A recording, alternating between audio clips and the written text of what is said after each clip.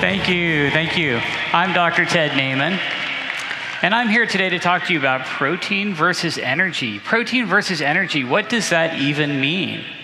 Well, in order to explain this, we're going to start at the very beginning.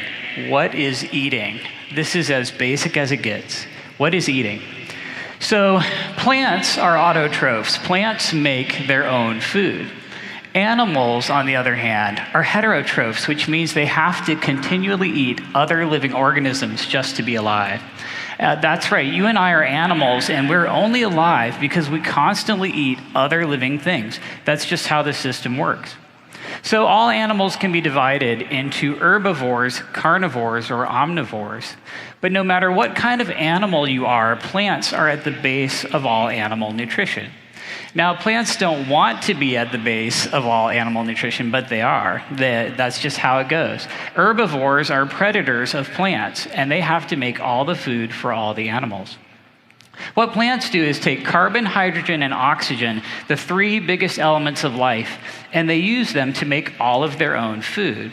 In addition, plants are getting about 24 other mineral elements from soil, which are all required for plant and animal life.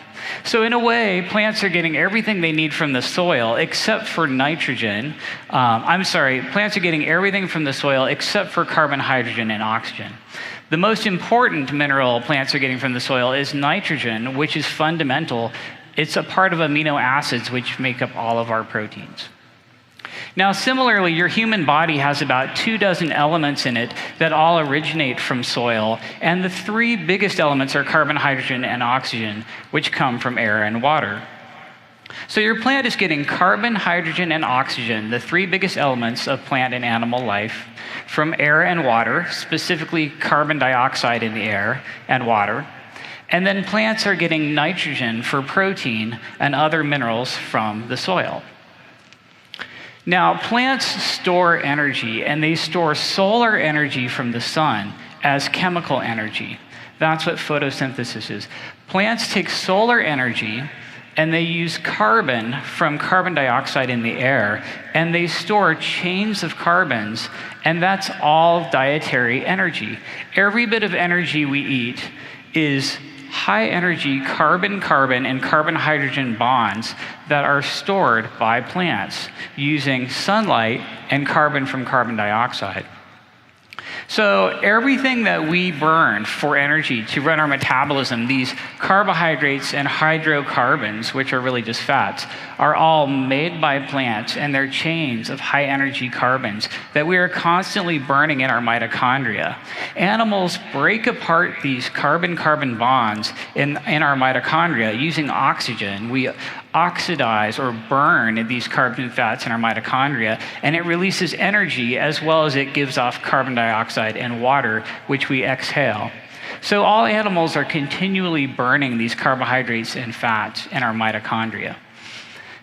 Actually, when you think about it, anything on Earth that can burn or be oxidized, where you add oxygen and get energy plus carbon dioxide and water, was made by a plant, and it originated from solar energy. If you burn gasoline or wood or oil, all of these carbon energy sources were created by plants, and their chemical energy stored from solar energy. So plants make all of our energy. Plants make every bit of dietary energy that we use to run our lives. Plants are also making all of our protein. They're absorbing nitrogen as a mineral from soil, and they're using that to build amino acids, which are the building blocks of all of our proteins. So your plant is here absorbing nitrogen for protein and other minerals from the soil, and then it's sequestering carbon energy from sunlight using carbon dioxide in the air. Plants draw nitrogen and minerals up from the nitrogen and mineral nutrient pool in topsoil and incorporate them into their bodies. And then they store carbon energy from solar energy using carbon dioxide and store that in their bodies as well. And when animals eat the plants, all of this protein and nitrogen and minerals and carbon energy is passed up to the herbivore. And then when a carnivore eats an herbivore, it all gets passed up to the carnivore. And then anytime anything dies, it gets decomposed by bacteria and fungi and goes back into the nitrogen and mineral nutrient pool. So the green arrows here show the nitrogen cycle, and the red arrows show the carbon cycle. And this is just how the whole system works. So your plant could be thought of as having a protein to energy ratio or a nitrogen to carbon ratio. And in fact, plants do have a nitrogen to carbon ratio. And similarly, your human body could be thought of as having a protein to energy ratio or a nitrogen to carbon ratio. And in fact, we do have this ratio inside our bodies. Everyone's body is designed to have a certain percentage of protein and then a certain percentage of energy. If you are healthy, protein is going to be higher than energy. If you are overweight or obese, then energy might be higher than protein. Or if you don't have enough muscle tissue or lean mass, then protein might be lower than energy. Plants concentrate nutrients from soil. They are absorbing nitrogen and minerals and concentrating them in their bodies. But they are limited by how far their roots can reach, so they can only concentrate so much. Animals don't have this limitation. They can walk around and eat all the plants they want, so we see even higher concentrations of nitrogen and minerals in animals. This is called bioaccumulation or biomagnification. Just like mercury accumulates in ocean fish as you go up the food chain, you see higher and higher contents of nitrogen and minerals and protein in animals than you do in plants. This is why animal foods are typically higher in nutrient density than plant foods. If you look at the protein to energy ratio in plants versus herbivores versus carnivores, you always see the highest protein to energy ratio in predators or carnivores. They have the highest lean mass and the lowest fat mass. And that's just how the system works. Now, humans are apex predators, or at least we were apex predators prior to the agriculture revolution about 10,000 years ago.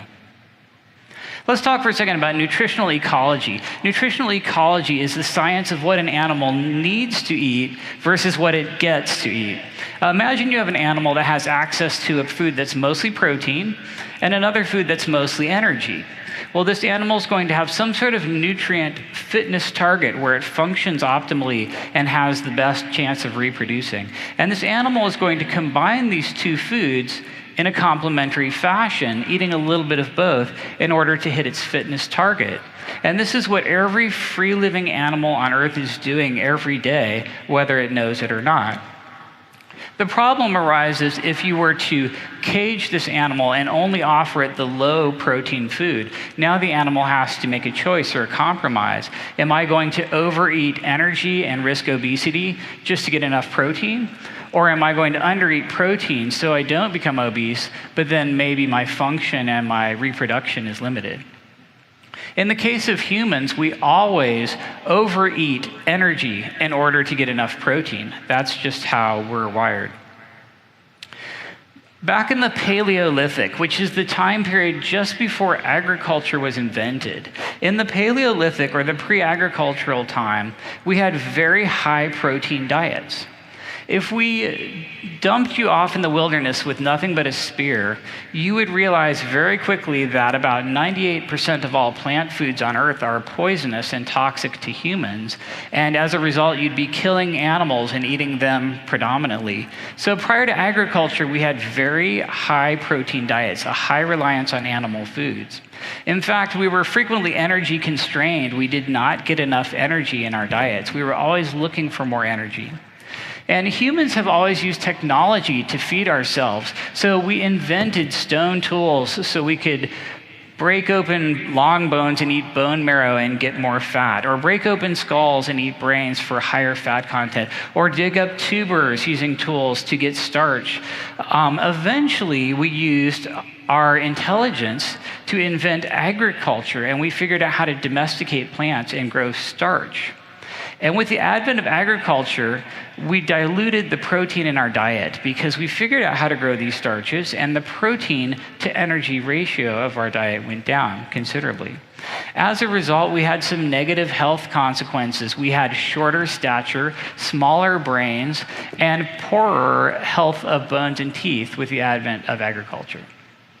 Eventually, humans took things way too far with the Industrial Revolution and the bulk refining and transport of sugar, flour, and oil.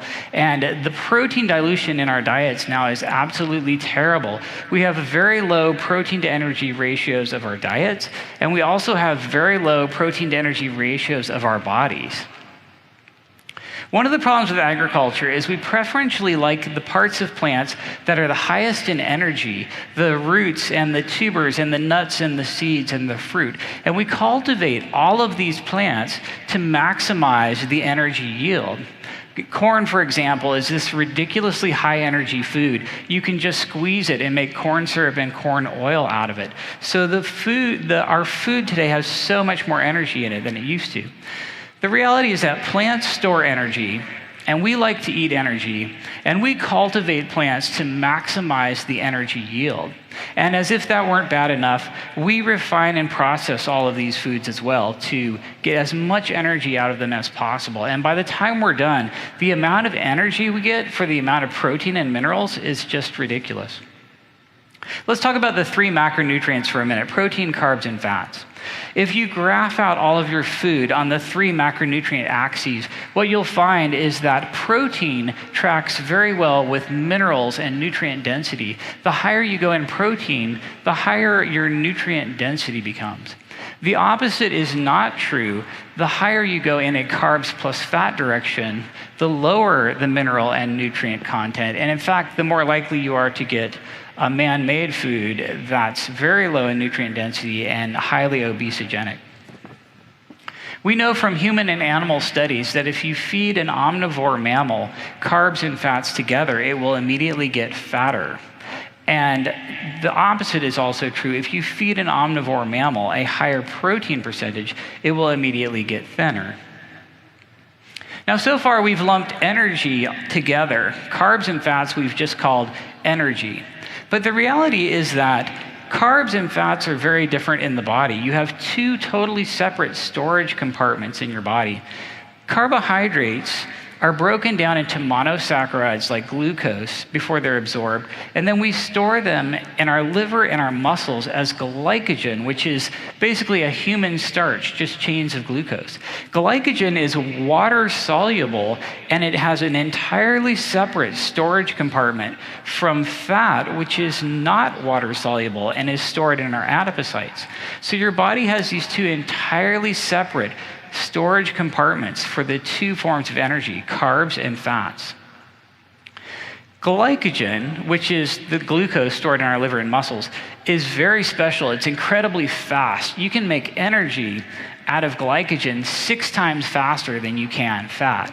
So glycogen is extremely valuable. But fully hydrated glycogen, and we call them carbohydrates because they're fully hydrated, they're very heavy, they're very large. Glycogen is not a very size and weight efficient way to store energy. So we have this situation where glucose is 6 times faster at making energy than fat is, but it's 6 times larger and heavier. So your body wants a little bit of both, but we carry about 100 times more energy as fat because it's so much easier to carry around. This photo shows olive oil and potatoes, and the lipid droplet in your adipocytes is very similar to this olive oil, and the glycogen stored in your liver and muscles is very similar to the potatoes here. And this is an equivalent amount of energy, but you can see that the glycogen is 6 times larger and heavier than the fat is for the same amount of energy. This is why your body likes to carry around most of your energy as fat.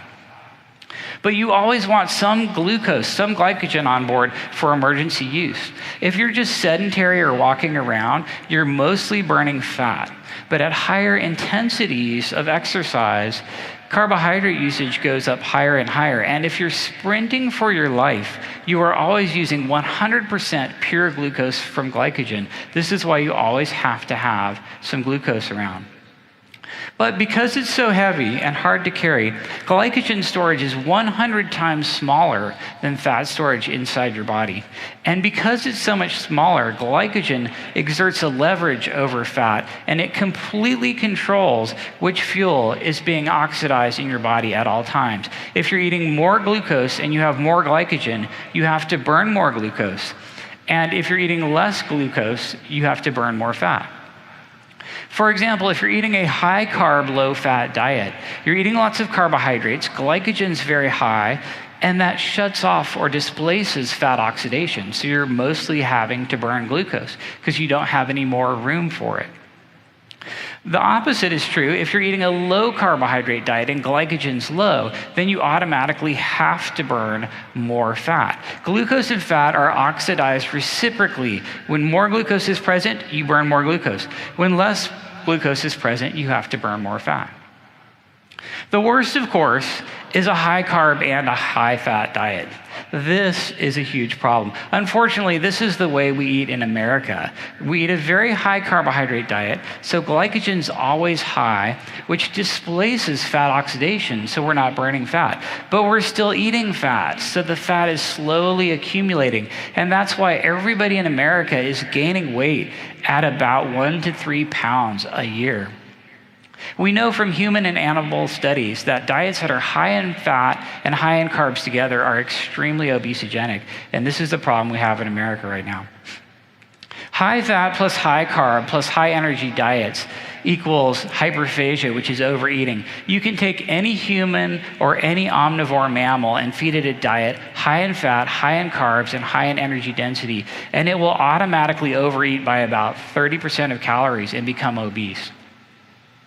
Now, this is a graph of obesity in America, and somewhere back in the 1970s, something happened and obesity took off. What was it? If you look at the macronutrients back then, you will see that carbohydrates started taking off and fat started taking off, and that was because we dumped a bunch of sugar, flour, and oil into the food supply, and we diluted protein significantly.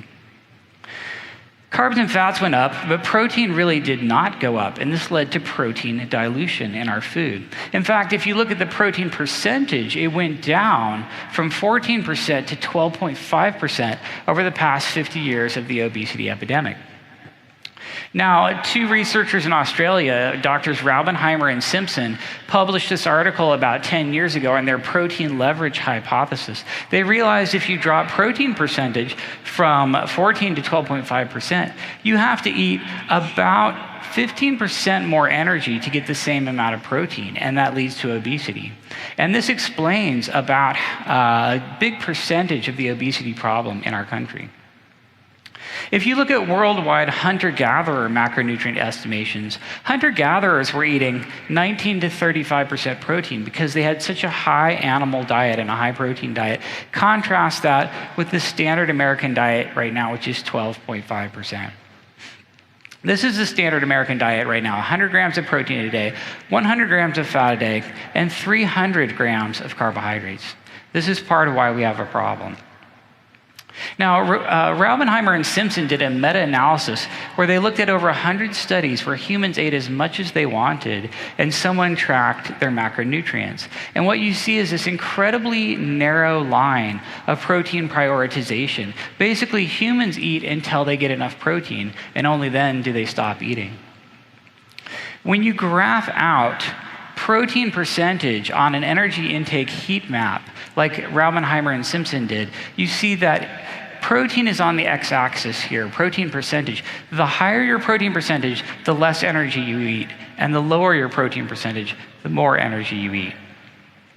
They found the very highest energy intakes at a low protein of 10% and a high carbohydrate of 50%.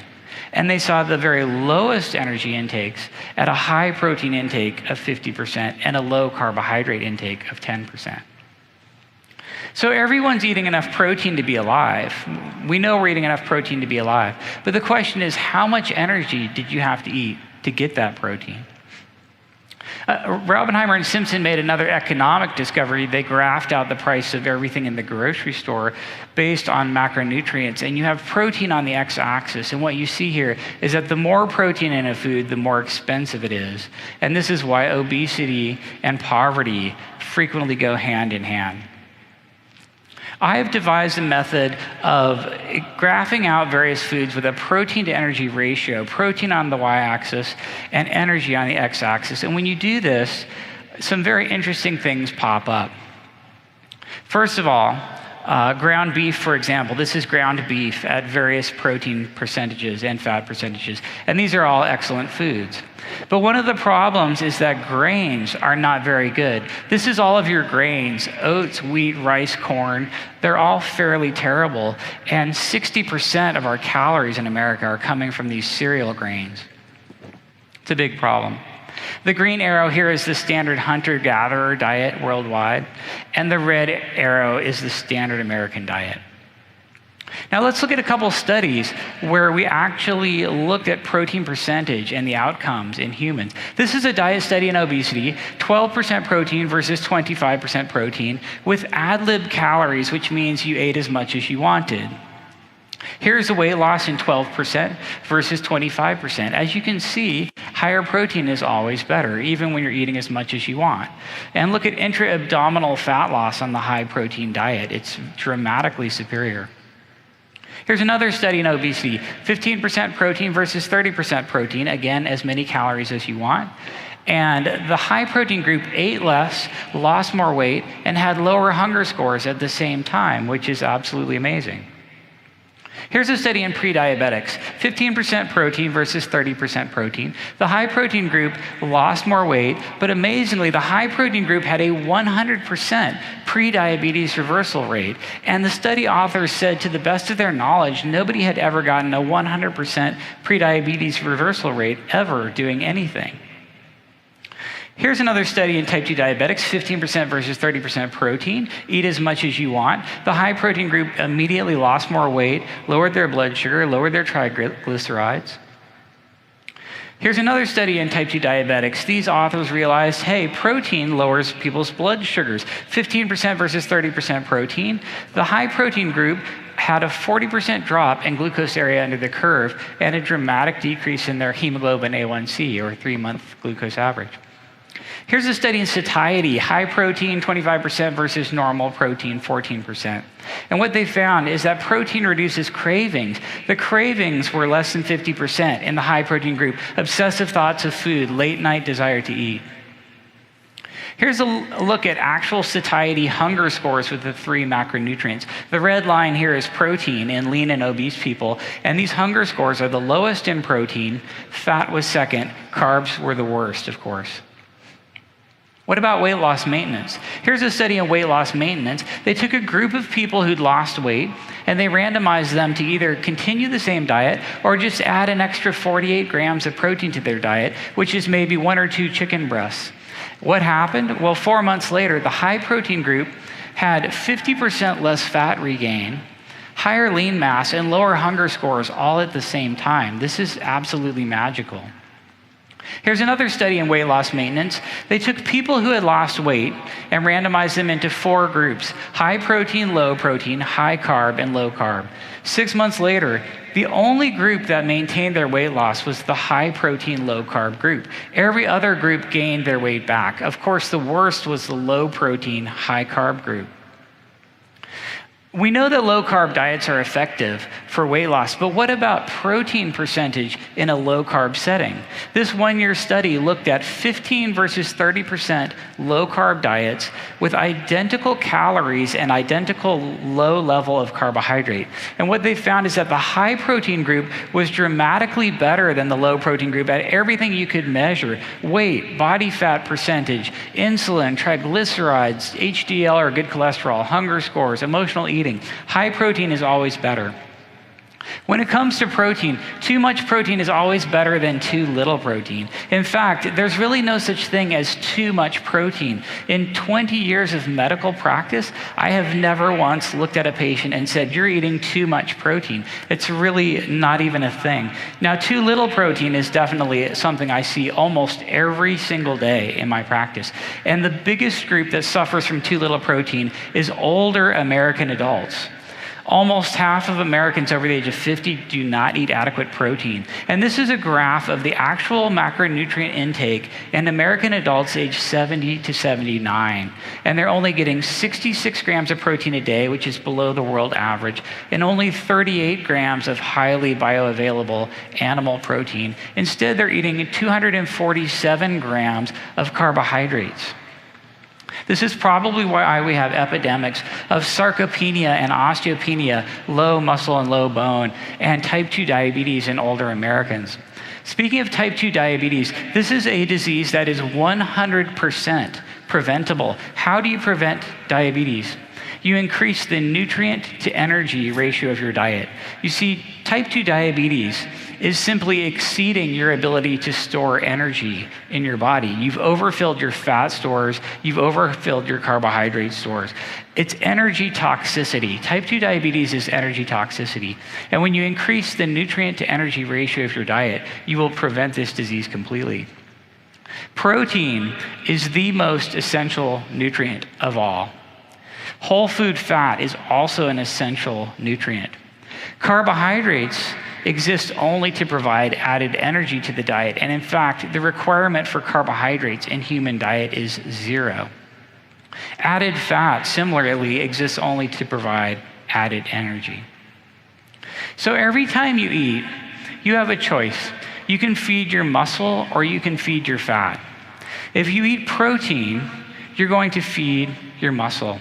If you eat carbs and fats, this is pure energy, and you're feeding your fat tissue. So you really have a choice every time you eat.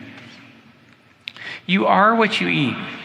If you eat mostly energy, you're going to be mostly energy. And if you eat mostly protein, you're going to be mostly protein.